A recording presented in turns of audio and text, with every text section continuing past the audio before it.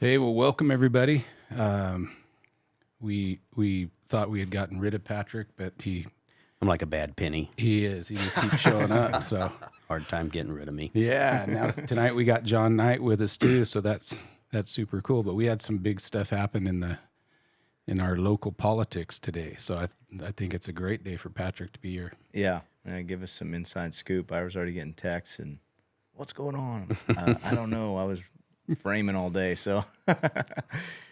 Well, the week started off pretty exciting. We had Leonard Modi was found guilty by the grand jury during the car fire, going back behind fire lines and having county employees and state employees and city employees take him back to refill his generator on multiple times. Unfortunately, the grand jury, like many times, just lack any kind of teeth. What Leonard did, Supervisor Modi, he used his authority for personal gain, and that is malfeasance. And when you're guilty of malfeasance, you get removed from office.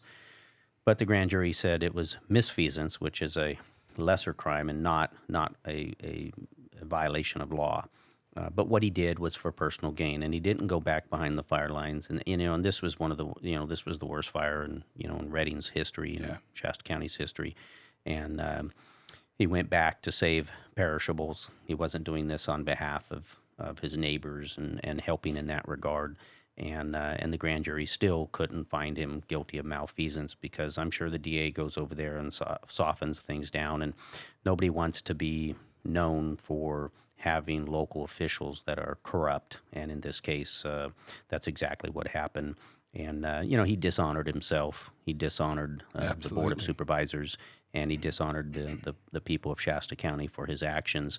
So that was pretty exciting on Tuesday, and I thought that would be the bigger story of the...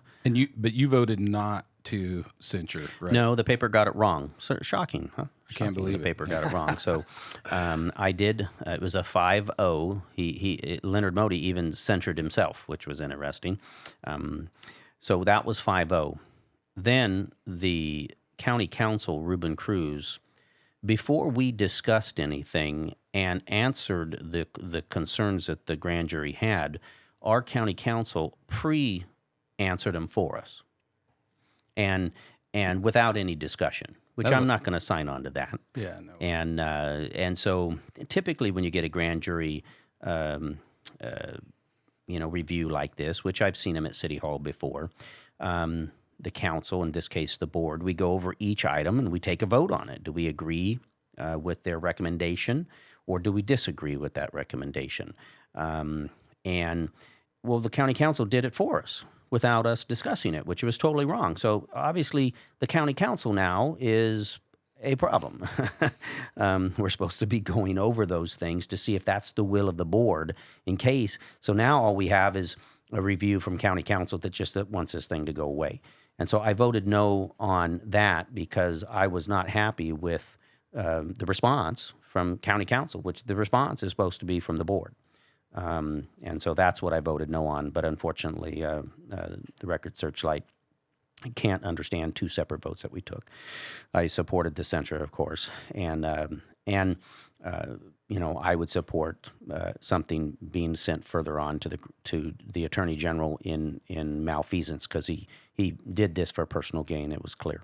So as exciting as that was, then today I get a phone call early in the morning from an individual that's got some insight, and he tells me about the sheriff giving his letter of resignation and resigning. And I thought, and I kind of knew that because we had seen there's been an investigation for a couple months, and a gentleman went on the radio about a month ago, and his name was Joe, and he talked about the sheriff's administration, the rank and file guys, and the admin doing a vote of no confidence. And I'd heard that on the radio on 1460 on a Sunday program. And of course, at that point, when you hear about a vote of no confidence, that's pretty hard to overcome. So I expected the sheriff to resign and go take up a job at a different department somewhere. But then today, I hear that not only has he resigned, but now he's going to be deputy CEO of the county in the number 2 position. And this really disappointed me. And then the newspaper called, and so I gave them a statement. And then shortly after that, I get a couple emails from the county, be it several hours late, and which is typical for me. I tend to hear things out in the community before I'm informed from county council and the CEO. But that's yet another problem that we'll have to resolve. And you know what I'm upset about this is that clearly the CEO and the sheriff are friends, and it really looks like we're rewarding. Obviously, he was probably going to have to leave the sheriff's department, and now we're moving him to another location so he can fill out his retirement. And what this reminds me of is my very first 7 months on the job at City Hall in 2006 and 2007. Leonard Modi, the chief of Reading Police Department, was up for retirement in 6 months, and I'd asked our city manager, Kurt Starman, at the time, if we had one of our captains ready to go to replace, so we have a good transition, and that would be good for the department and good for the city. And he said, well, we just have to leave it up to Leonard Modi. And I said, well, no, we shouldn't. We don't have to. That doesn't make sense to me. So the following day, I talked to each captain, and they were very quiet. They really didn't want to talk about any ideas of being chief, and so I knew something wasn't right. And then immediately the city manager heard about it and called me and starts yelling at me with a loud tone, which I'm not used to and didn't appreciate. And I said, hey, I don't understand here. In 6 months from now, we could be out of a chief, and then we have to recruit, and we have 3 captains, and any one of them are capable. So I don't understand why me talking about this is a bad thing. And you guys, I've only been there a couple months. And so I said, you guys are all been out of shape, so I'm just going to back off on this. But you're not explaining to me why this would be good for the department or for the city. So 6 months comes and goes, and in closed session, we take a vote to whether we keep Leonard Modi or not. Now, a vote took place, and when you take a vote and it's a final, it's supposed to come back out and get reported, but it did not. That vote did not come out to the public. It should have. They repressed that vote. I can tell you that vote was unanimous, and that vote said that Leonard Modi, you are fired. Because I was in that room, and that vote should have come out, and the public should have been aware of that. But they were not. So I thought we were done with that. And I was upset with my city manager because this is exactly the problem that I wanted to avoid, is being without a chief, and now we have to go recruit, and this is not good for the department and not good for the city. And they were trying to spike his salary by 20%, and I was furious. And I asked for the city manager's resignation, which I got no help, so he remained. And I was pretty upset. And I thought that was over, and now we could go recruit. The very next day, I get an email, much like the one I got today, that showed that Leonard Modi is now assistant city manager. We have an opening there, and the city manager put him into that position, and it pays 14% more. And so he's going to spike his salary come hell or high water. And while it only paid 14%, not 20%, he stayed there for 6 or 7 months, enough to spike his salary, and then he retired. You know what? It's a common problem, it seems like, in government. A lot of people, this is the type of thing that makes people so mad is it's like in the building department. You get a building inspector that you get a lot of complaints about. Next thing you know, he's one of the foremen or a manager in the office. It's like, why do you reward? Well, what I was so upset, I was already upset. Now I'm very upset because Leonard Modi has no skill at being an assistant city manager. It was clearly to spike some salary, and it was very upsetting to me. And again, paper doesn't make a big deal out of it, and so it goes.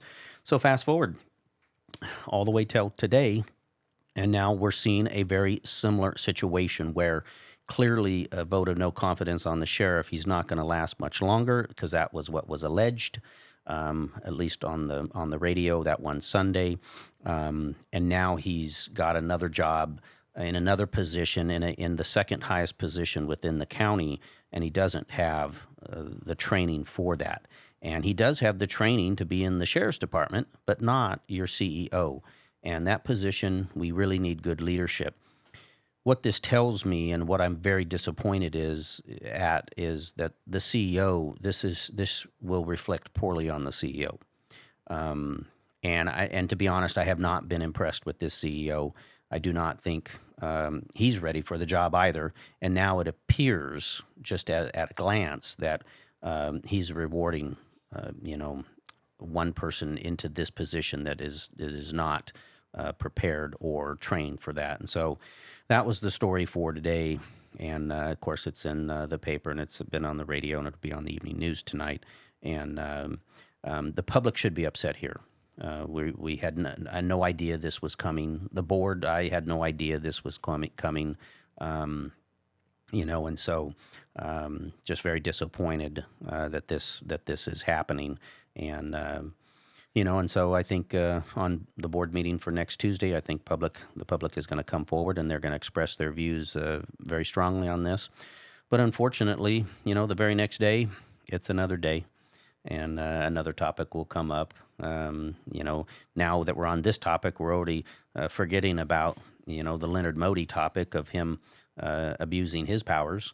And now we're on to another issue, and it's almost like what's next. I've been on the job now 6 months, and I've seen resignation from department heads and votes of no confidence, and people moving from here to there. I just reviewed our budget. I'm very upset about a budget hearing that we had on Tuesday, a 600-page document that I don't see any board member cracking that book. We didn't go through it. So can I ask you about the sheriff? Because this leads up to now we're going to have 2 sheriffs in a row that weren't elected by the people, right? So they'll make recommendations, and then you guys will appoint a new sheriff? Or so what's going to happen here, the undersheriff is going to be the acting sheriff right now because, again, we've got an open position, and you do need to have a sheriff. So he's going to move up just for the moment, and then the board will have to make a decision soon as to what we want to do. Now, I guarantee you this board, they have the majority, and so they're going to want to they will appoint someone of their choice. I will not support that. We need to have an election. That's what needed to happen last time. The public is entitled to vet who's the sheriff of Shasta County. That did not happen with Eric McGreeny, and that's what kind of started all these problems, is that we did not have an elected sheriff. And here we go again. We're going to do the same, make the same mistake, and make people unhappy.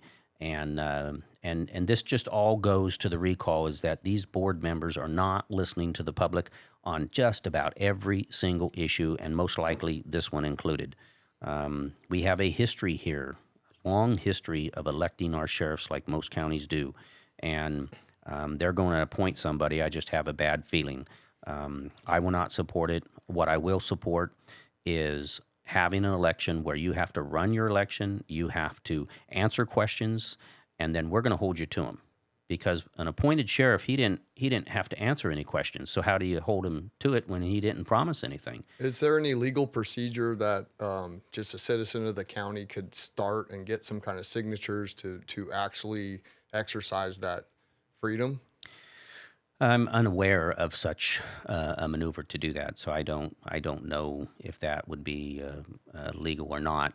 But clearly, electing the correct board members so this problem doesn't occur is the answer. And again, that's why these 3 board members are up for recall, and they're doing their damnedest to try to stop this thing.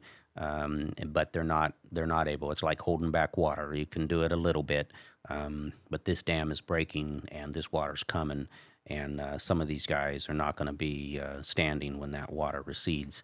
Mary Rickert seemed a little uptight Tuesday.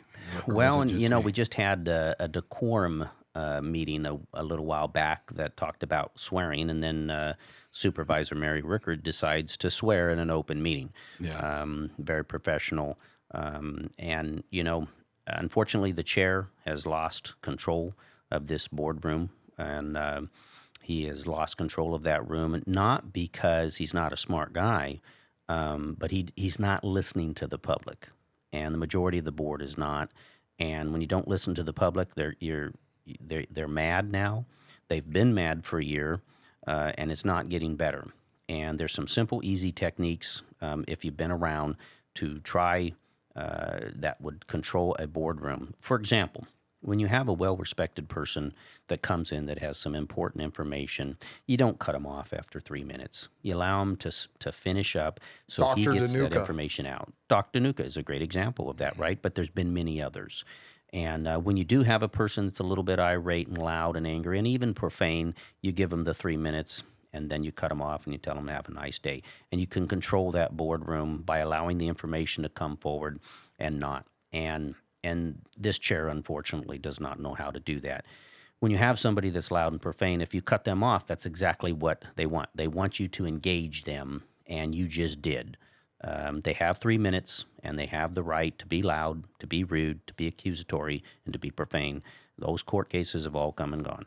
And you just give them the 3 minutes and move them on, and then they have nothing to do, and they'll eventually go away. But without the experience and having an experienced chair, then you cannot control your boardroom. And you can pass all the decorum regulations you want. It's not going to fix the problem. And he doesn't understand how to run a meeting. And so this is what we get today.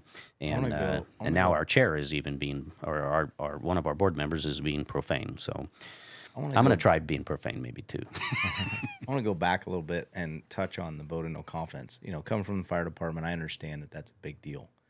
I mean, and I don't know when people read it in the paper if they understand what that means, having just known that for a lot of years. Right. But as far as I understand it, that's like one of the biggest slaps from your troops. That's saying you're unfit to lead us in every way. How you're managing basically everything. It does, because usually you'll get a split, you know, and enough to support whether they're good with the budget, but then poor with morale, or, you know, vice versa. But this is a display of someone that's inept to lead. So to put them one down from the whole entire county, when your entire sheriff's department just said, you're done. We don't want to work for you.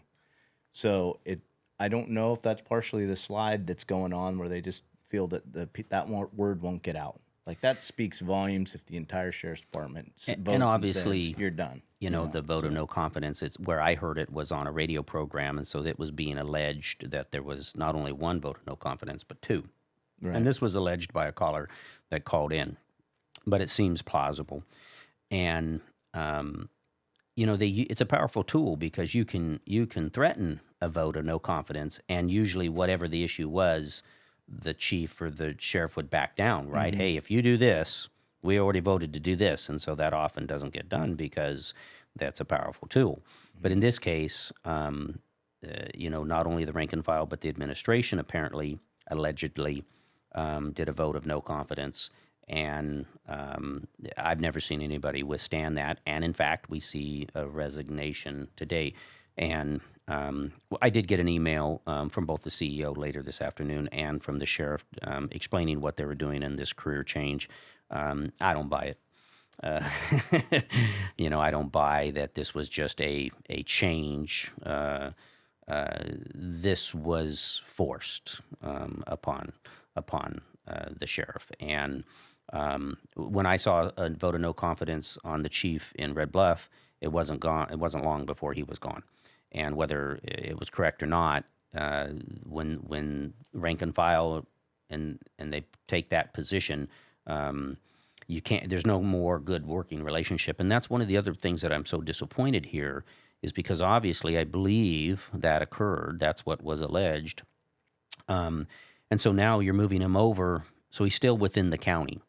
You know, and so how's the sheriff's department today going to take that? I don't think they're going to take that very well. Well, no, not the sheriffs or the rest of the county workers, or the taxpayer. I mean, because that displays a lot. I see two issues there big questions. Number one, was there even a deputy CEO position available open, or was that created for a slide over? Yeah, and I'm glad you brought that up because, you know, this is my first budget, you know, and so I've been going through it and I've been making my marks, and I was expecting that we'd be there till midnight and going through department by department. We didn't do any of that. That's what I'm used to when we go through a budget. I want to take a look at every penny that we spend to see if that's correct, and they didn't even want to talk about that. Just rubber stamp it. Just rubber stamped a whole 630-page document. But if you take a look, for example, so it's almost if this has been prepared for us to some point. So clerk of the board, Matt Pontus, and he's our CEO. If you take a look at the budget just from a couple of years ago, so the actual budget in 19 to 20 was $295,000. Today's recommended budget is $818,000. For which department is that? This is for the CEO's department, which is now where Sheriff Eric McGreeny is heading. So what was it last year? Is there about a gap of his salary that's going to be proposed? Well, for this year? in 2021 it was 444, and so now it's 818. So you can, if you kind of follow the money, and it's up there on the screen, and it should be on the internet as well, so you can take a look at it. So 1920, 295,000, 2021, 444. And then today, 818,000. And if you go through this document, you're going to see department after department where this was pretty eye-opening. I mean, that in just a few years, that's not more than doubled. It's almost tripled, right? Right. Most of these departments have gone up 200,000. Some have gone up $1 million. But budget after budget, this year alone, we spent at least, and this budget was approved on Tuesday of this week, 4-1. I did not approve it. But we're now spending $30 million more this year than we did last year. But how is it helping the average person in Shasta County, right? It's just a runaway department after department after department. And some of them are pretty blaring. And that just leads to people going and trying to get more fees for this and more taxes for that and more permit stuff and just making it more difficult on all the citizens. Yeah. And we're growing government. And it seems like as government grows, your liberty shrinks, and every time it's a pendulum, the more freedom and liberty, the less tyranny, and vice versa. So it's gonna, we just got to restore some of this freedom and liberty and try to tilt the scales, in our favor a little bit. And I think we're living in different times right now. People are a lot more motivated. They're not just mesmerized by sports and Netflix and this and that. They've been personally affected by some of the things that are happening that are been affecting us this whole time. It's just sped up enough to where people are personally affected and actually wanting to do something about it. So I think that the people on the other side have a reckoning coming, because I talked to people I knew 5 years ago didn't care about nothing. They're just like, go get them. And it's just, it's awesome for me. I'm like, yeah, so I'm just loving it. And Matt Pontus, and he's got a question. All right. Welcome, Joe. You hear us? Joe, you there? Am I live? Yes, you are live. Thanks for calling in. Did you have a question for Patrick or John over here or Woody or? I heard a rumor, and I don't know if you can confirm or deny this, but I heard that the sheriff was actually under investigation. And then I heard that the CEO was trying to hire an external investigator to investigate him, but he was caught because this guy was his friend. And now the CEO is under investigation. So I don't know if you can confirm or deny that, but I think it would be pretty interesting to know that the day the sheriff resigns, the CEO hires him to be deputy CEO when the investigation for some collusion between the two of them. Well, Joe, you're a pretty smart person, and from the sounds of it, unfortunately for me. So when Ruben Cruz County Council gives me information, it is attorney-client privileged, and so I cannot discuss any of those things. If there was an investigation and an investigator hired from Sacramento, I couldn't talk about any of those things because it's attorney-client. What I could talk about is when, like, a person calls in on a radio show about a month ago on a Sunday and makes some accusations. Those things then become public, and I can certainly have my opinion upon those things. But I can't talk about anything that's attorney-client privileged. And it's unfortunate because, here we have a situation that just doesn't look right. It doesn't smell right. It's not right. Is the public going to know the truth? Probably not. Did they know the truth, what happened back in 2007? Nope. They didn't get the truth then either. And so, but you're a pretty smart guy, Joe, and you found out a lot of things. And I think today in the modern world of social media, internets and computers, I think people will start putting this puzzle together, and the truth will eventually come out. Unfortunately, I have all that information as to what did occur, but I cannot talk about a single piece of it. Great So question, Joe. let me just ask one more thing. When it comes to the citizens of this county being the top of the org chart, when is it an appropriate time for us to know what's going on in this county? No, I agree. Well, I think it's, yeah. I mean, I think it's important If there are now. investigations going on to our CEO and our sheriff, when is the time for the county to be informed of those? And if never, what's wrong with this county? Yeah, I'm no, fired it's- up. I'm sorry. I'm fired up. No, you have a right to be. These are important things, and particularly with the sheriff, it's a super important job. He's the top law enforcement officer of our county. We really look up to our sheriffs. We expect, to have the highest quality professional in that position, and we elect our sheriffs here, and it just didn't occur last time. And I'm afraid that it's probably not going to occur again. And, the CEO, Matt Pontus, is a nice guy. I like the guy. I mean, he wears cowboy boots and drives a truck, so he's a nice guy. And Eric McGreeny is a nice guy. So these guys are nice individuals, but that is beside the point. We had some things that have happened. Unfortunately, I doubt the public will know the exact truth. And, it's unfortunate, and and I think people just need to do as much homework as possible. But what I will say is that this is still a fairly small town, and so things get around. Just like the gentleman that came on the radio, Joe, a month ago on 1460, he had a lot of information, and clearly the detail and the information that he had came from within. It was pretty obvious.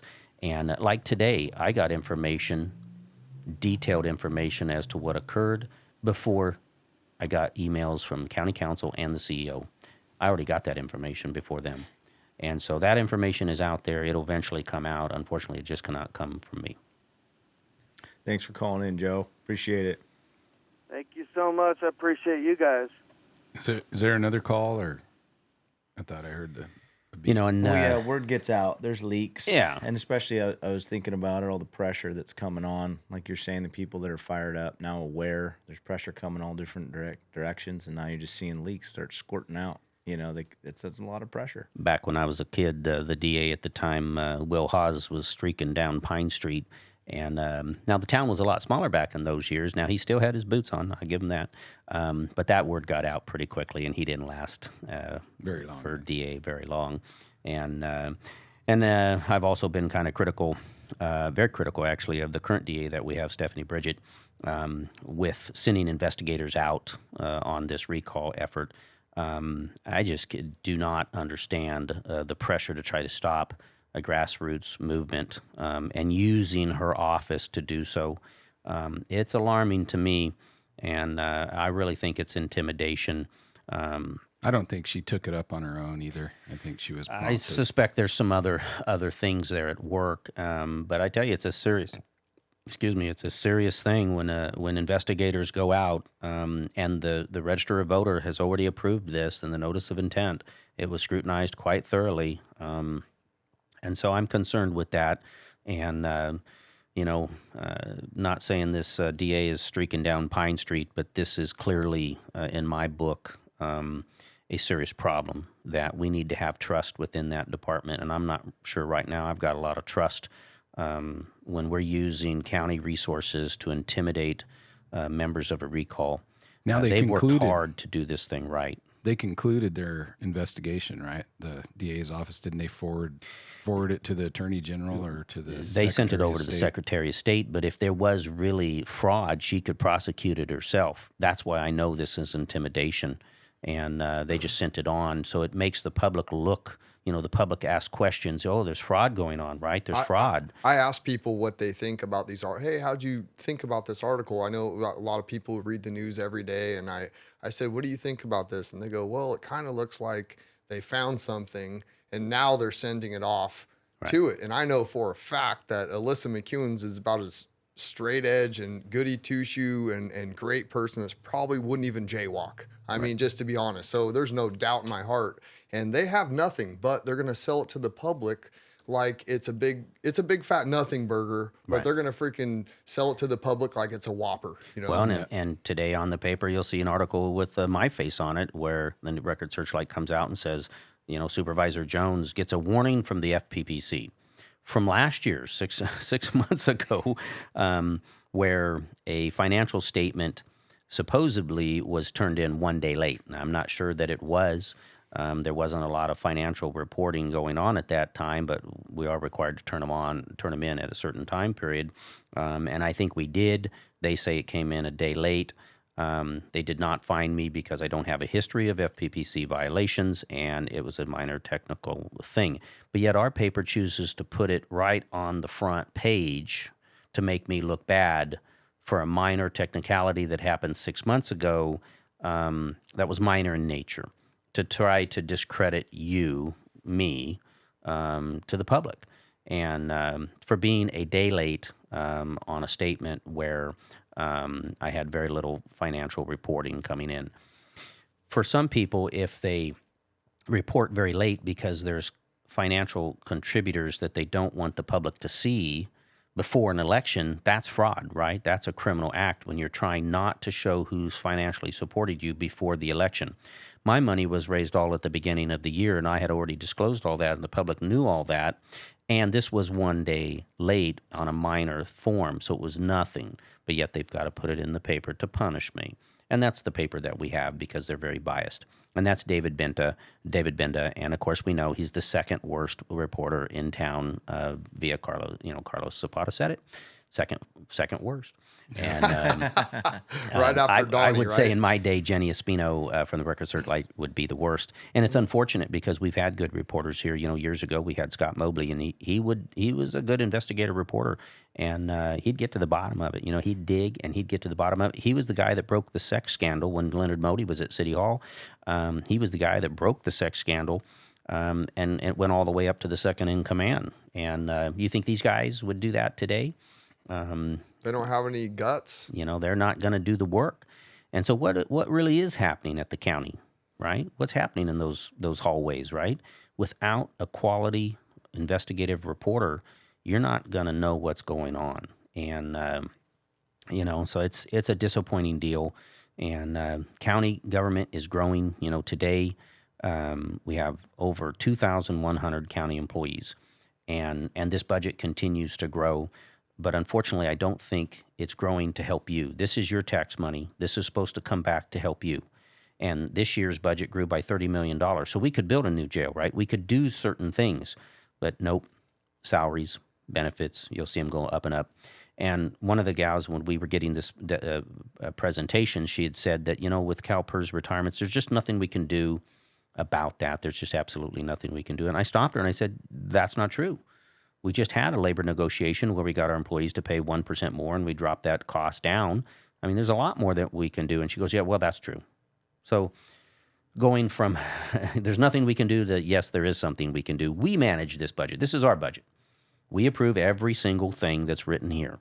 And it doesn't have to be this way. And you're not getting a very good deal. And in essence, we're blowing a massive amount of money. Now, some people would say, well, that's just government in general. Some people would call it fraud. And I would probably call it somewhere in between, where it's just not efficient. And, you know, tax money is supposed to come back to help you. I mean, you're paying for it. You're working for it. It's supposed to come back and help you. And, you know, if you do 5 things good and you're good at doing 5 things and you did 5 things correctly, but you did one thing bad, would it be okay? It wouldn't be okay. And that's what's happening here. We're looking the other way when things are not right and they're not efficient, and we're not stopping them from doing it because we don't have the right people in the office yet. And it's going to be tough when the right people get there because they've got a lot of work to do, right? A lot of back work. A lot of work to do, and they'll probably have a lot of detractors. You know, there's going to be a lot of people that it's going to to make the kind of change that we need in this county. It's not going to be comfortable. No, and that's the elected people, so that they can't pull a power play like the shuffle within staff below election. Because if the story of the sheriff got out to the public, he wouldn't get voted into deputy CEO. That would not happen. Right. So, our system is set up. It's genius, right? We can do this, affect this recall. Hopefully enough information through the blueprint gets out there, and then we get the right players in there that are going to make some decisions to make some change. And it's going to halt things like, I couldn't believe that budget was given to you and not a full committee review where the supervisors can go with department heads over the different things. A defense can be made if there's a jump like that is warranted possibly in a certain department for some reason. And then if it's not, it's not. But there was no time. It was just boom, just stamp it. That's a big jump. And that's a stuff it down your throat move, and then there's $30 million in increase. And that's the type of thing that when people start questioning the recall, it's like, look, that's why. We need leaders that are going to say, hey, this isn't right. I couldn't do that for my business. I couldn't do that for my house. A 5-minute glance at my next year finances, you can't do that. Well, clearly, on the same day that we approved this, or at least the majority of the board did, our agenda was still 600 pages for our regular business, and then we get this 600-page document on top of that. So you're talking 1,200 pages. Clearly, if you did that, if the CEO allows that to happen, we're not going to scrutinize everything in the way that it needs to be done. You can't. How much lead time were you given with that budget? So for this budget, I got out on the 28th, and we had to make a decision on the 7th. So, less than 10 days to read 600 pages. But on top of that, then that Friday, I have 5 days to review and make a decision on the other 600 pages. Right. And so I'm going back and forth and reading every night and trying to get a handle on this to see if I can make sense of it. And this is my first budget. And for the, this is my 9th budget. I've done 8 with the city and mid-year budgets as well. But normally on a budget of this size, you would have a special meeting, a budget meeting. Right. And all the department heads would be in the room. Right. Yeah. And each department head would come up. We'd flip to the one, page, and we would go through it. And then we would take a vote on it and see if we can approve it. And then we'd flip to the next and next. And it would take all day. 600 pages, it's going to, with all these departments, you would go and take all day. But clearly they didn't want to do that. They didn't do that. And so they didn't want really any scrutiny. So there they was just no want you meeting. to pass it. There was no meeting. There was 10 days. They just handed you this binder. Correct. I think they made their mind up before they even looked at it. I think they already made their decision. Yeah, the department heads of this is their budget. Oh, right. Okay. So they already came up with it. They've been working on it they work on it for practically half a year, right? And so we just get a few days to review it. Well, that's nonsense, right? That is. We really should have it for a month, and the public should have it.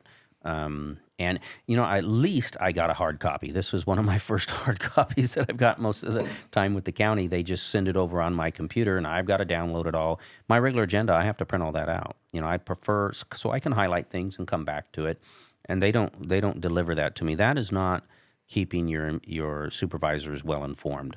I really dislike it, and we can just do a lot better with this.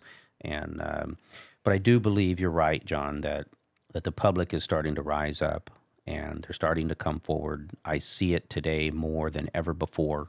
And tonight, as we speak, right this second here in Shasta County, there are several hundred people going out, taking time out of their lives, going out and getting signatures on Leonard Modi as we speak.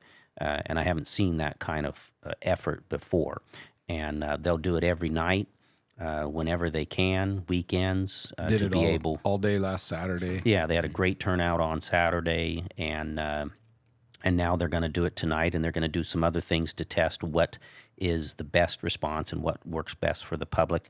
And I can tell you they had a great success. They had a 91% success rate on proper signatures because we check every single huge. one. That's pretty good. Yeah. And we've got people that are well informed, that are taking the time, and these signatures are coming quick. And so if you don't think we're going to have a recall election in the fall, I would say I've got some oceanfront property to sell you right here. My wife's partner, they were in twos inside the teams, and her partner was a guy on a walker. This guy walked all those neighborhoods on a walker with his recall sign on the front of it, you know. And I thought, man, for people that are sitting at home complaining, you know, they should have been out there. Yeah. If a guy like that can be out there busting it, anybody can. You know, and to speak to that, like, you know, the whole thing of, well, we're pulling, we're reversing the will of the people. No, you're not. You're going to vote again. So if you hear about this budget that raises a question, the sheriff, Modi's malfeasance, any of these things, you know, that's reason to sign. Now we can get more and more information, but get the process rolling. Then that special election comes and you can vote. You get to vote again. So the fact that this is some kind of power play is just false, right? This is the people rising enough to say, we want to revote. We want more information out.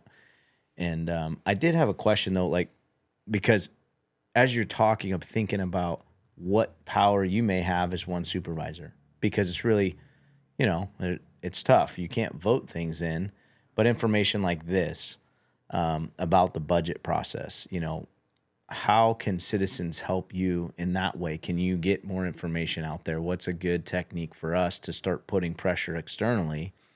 You know, because the paper's not doing it. Well, you're inside there. Right. You know, other people are inside there. We're getting a lot of people come forward to the blueprint. What can we do? What can people do right now? Well, I tell you, I mean, and of course, the county and the county staff's not going to make it easy. They do put it online for you, but having it online and really scrutinizing it, you need this binder, right? You need this binder. You need to be able to highlight things. You need to put your markers on it. You be able to come back to it, and you need weeks to be able to do that. And so, by the county not getting these out, doing an extra 100 of them for people that might want them, because there are people out there that would go through them and take a look at that. But if you just glance at it on the computer, it's just a bunch of papers, and it's boring, and it's hard to follow, and it's hard to come back to. And this was very easy for me to come right to these numbers and see some things that are alarming, and a trend that I do not like to see. I see government rapidly increasing, and we're not delivering. You know, it wouldn't be so bad getting money in and our road budget, you know, going up 20 million, and you're seeing improvement in your roads. I can live with that. I mean, we're putting money on the ground, and it's coming back, and it's helping you. Road budget didn't go up, but all these pay and benefits did go up, and you know, and so those are alarming. And the public, you know, I wonder how many people in Shasta County, outside of government, outside the departments, you know, read the budget, and it's probably only a few, you know, because it's, you know, I get paid to do this, you know, to read it, whereas the public does not. Everybody's busy, but so in the future, what I'll need to do, I think, to help is I'll go have myself go pay and get 25 of these and just give them out to people so that they can start, you know, looking at it and asking some questions. And because clearly nobody on the board did. I mean, they didn't want to hear any of it. Alyssa McEwen would read that thing. She's got the budget, and she's got more markers on hers than I do on mine. And, She's one of the four. Right? Yeah. I mean, this is a big budget for a county, Shasta County. I mean, they had to use D-rings off a saddle. Yeah, is that your cinch ring? Yeah, that's right. Woody? Yeah. So long story short, it seems like people are mostly voting themselves in pay raises. Well, yeah, I mean, it's you know, when you have labor negotiations, we have another one coming up for next week. It's going to be based on what you did with the last bargaining group. And so whatever happens with one bargaining group, and these contracts tend to, at least so far, tend to be 3-year contracts. They tend to have COLAs in just, you know, in inflation in there with the COLAs. They also tend to have pay increases of 3 to 4% each year, often around 9 or 10% for a 3-year period. That seems to be the trend throughout the entire county government, governing body, you know, labor organization by labor organization. And so I've only completed one, and it was the strangest one that I've ever done, because the group came forward with their wants, and the board approved it without any change whatsoever. And I'm just simply not used to that. Yeah, and just to clarify earlier, what I was talking about is the people who made their own decision up before they even got it. I was talking about the other board members. Sure. Yeah, you know, and Do so... you think they any of them were one of the other 4 people besides you and Alyssa that actually went through it properly? Yeah, I mean, there's just a few people that did. And and this was similar when I was on city council. I didn't see a whole lot of people coming forward and scrutinizing the budget at all. And so but it's unfortunate that, all my years when I was not elected, did I go read those budgets and scrutinize them? I didn't, right? That's a lot of work, and it's not very fun. And at the end of the day, they're probably not going to listen to you anyways, which we see that all the time, right? Yeah. Well, they're not listening to you. So someone to think that they're going to take the time and then come up, hey, page 52, I've got an issue, and bring it up at the meeting. They're Right. Oh, thanks, your 3 minutes is up. Yeah. See you later. Honestly, though, you give me hope, though, Patrick, because you're up there and you're not standing down. You're not giving up. And, having one up there is just that much more that I'm just confident we can get. All we need is 2 more. You know what I mean? That's a lot more than 3 and starting from scratch, So, Yeah. No, I mean, obviously I'm a little different than what we see with regular board members. And I've seen a lot of this back in my days. It's what got me to run originally back in 2002, because I watched 5-0 votes, constantly 5-0 votes. And I'm thinking on certain issues, there's no way you could get 5 people in Reading to agree like that, but yet they are. So what's happening? And I just couldn't figure it out. I couldn't understand how come these people are voting this way constantly. 5-0 in unison. Wonderful. Everybody's wonderful. Everybody's great. Boy, they're hardworking. Well, I don't know if that's true or not, because I'm not hearing anything else but just this one monotone situation. Once I got elected, then I started understanding a little bit. And you cannot see it when you sit out the seats, when you're sitting out there. And I sat there for years. It just doesn't make any sense. You can't understand how come a person ran and they seemed intelligent, and then 5-0, 5-0, 5-0. And it's because they want you to work for the team, right? And the team is the agency, right? So for the city of Reading, it's for that group of 1,200 people. For the county, it's 2,100 people. And they want you to work for that group of people. And there's a lot of good people in both the city and the county. Absolutely. And they want you to work on their behalf and listen to them. And the problem is that they're not listening to the people. And they're listening to this core group, and they send you to school in Sacramento to learn the League of California Cities, League of California Counties. And so pretty soon your thinking goes from here to there. And in fact, the first league meeting I went to, and I only went to 1 or 2, I think I actually only went to 1. They sent me down there, a group of 500 new council members incoming throughout the state of California. And the speaker came up, and he was a mayor somewhere, and he said, I want to tell you a little story. We had a council member in my area, and he ran on this position and this platform, and he pushed it, and he pushed it, and he pushed it, and he got elected. And then we're so proud of him. After we talked to him, we showed him that, there was a different way. And so he changed his platform completely, and how wonderful that is. And everybody clapped for him.